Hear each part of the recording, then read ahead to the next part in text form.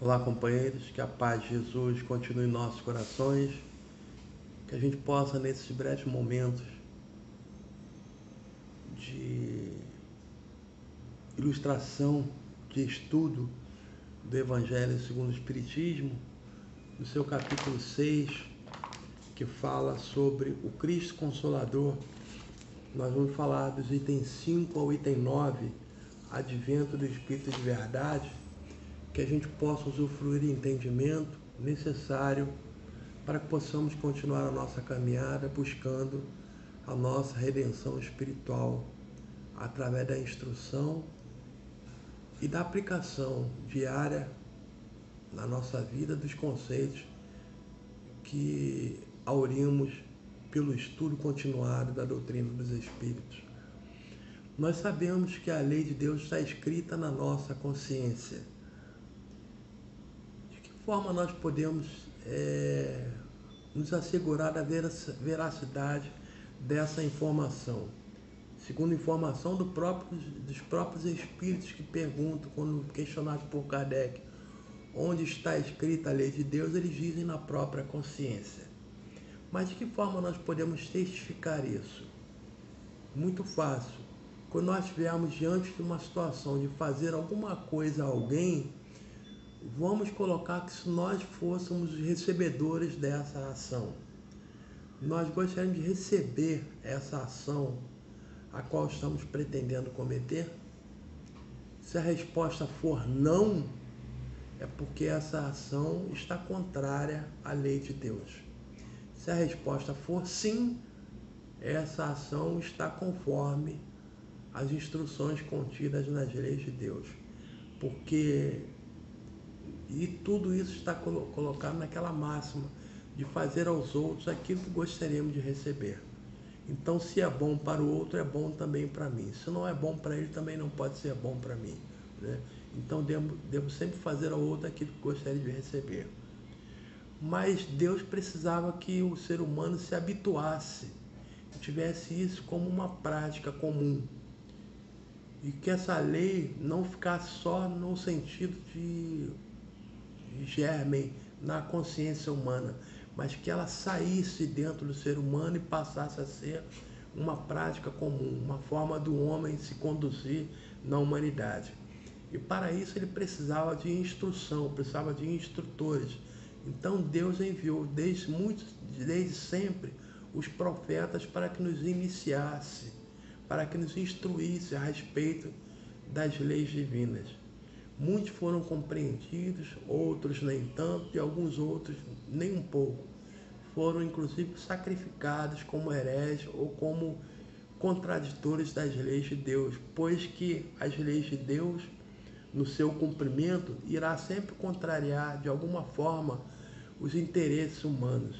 E como nós estamos muito ligados ainda à materialidade, tudo aquilo que contraria os nossos interesses imediatos é visto por nós como um empecilho. Então esses profetas, muitas das vezes, para que a lei de Deus se cumprisse, foram contrários às leis sociais e aos costumes da época, e por isso foram sacrificados, né? Mas alguns desses encontraram eco, e sobretudo nós lembramos agora de Moisés, né? Que antes dele toda a humanidade se regia pelo conhecimento de vários deuses, né? Nós tínhamos Deus para tudo e qualquer situação. Deus da chuva, Deus do sol, Deus da colheita, Deus de uma série de outras coisas. E Moisés veio trazer para nós, através dos 10 mandamentos, né, o conhecimento de que Deus é único, não importa o nome que se lhe dê. Pode ser Moisés, pode ser Jeová, Alá, qualquer outro nome que se dê, né?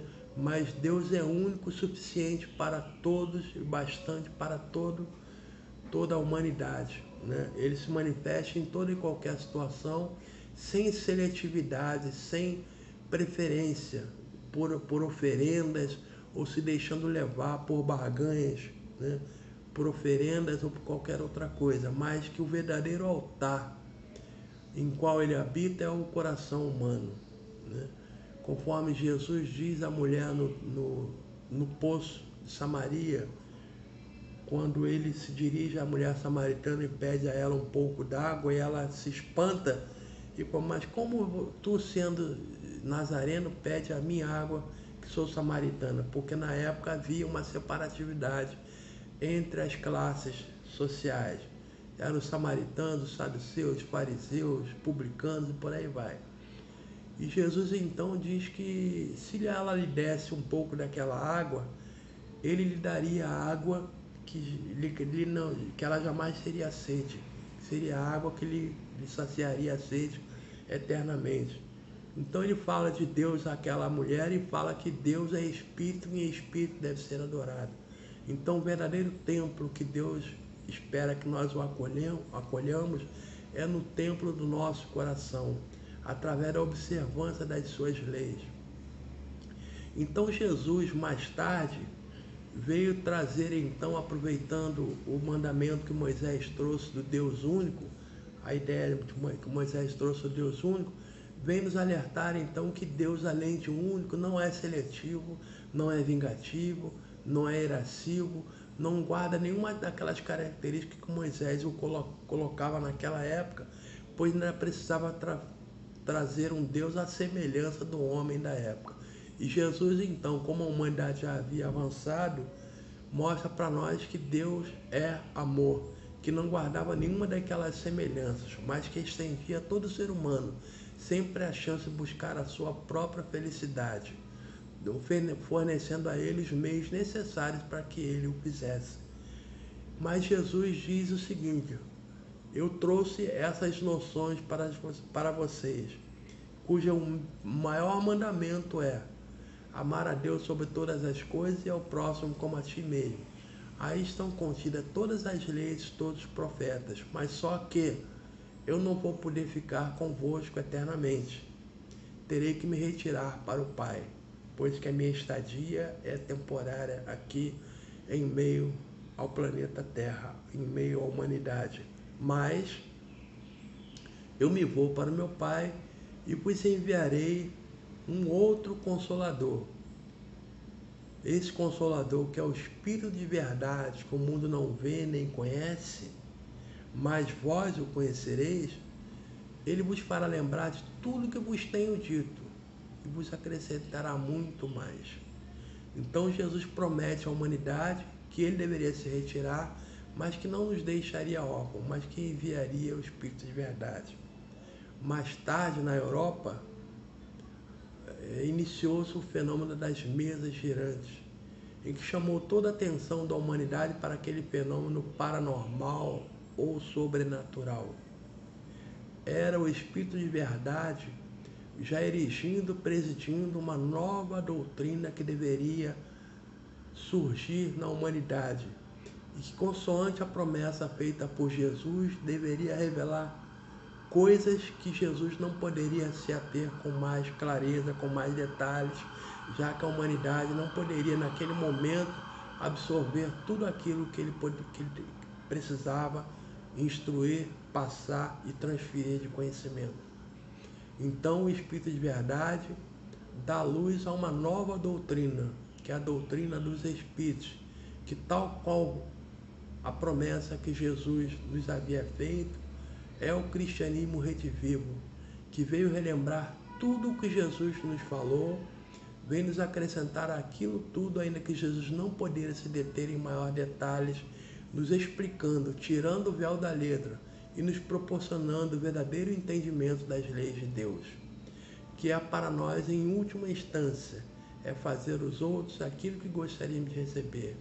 O Espírito de verdade vem nos exortar do dever de fraternidade, de amor, de compreensão, de entrelaçamento entre as criaturas, na busca da felicidade comum, pois que a felicidade individual é uma utopia. Ninguém consegue derramar, ou melhor dizendo, ninguém consegue ter um sorriso sem mancha enquanto uma lágrima rolar. É preciso que todos nós atinjamos o grau de felicidade que, segundo Jesus, se dá através da consciência do dever cumprido, do cumprimento na íntegra do seu evangelho de luz e de sabedoria. Então esse é o nosso desafio, é cumprir cada dia um pouco mais o Evangelho de Jesus, buscando redimir a nós e a todos os nossos companheiros de humanidade. Muita saúde, muita paz a todos. Muito obrigado.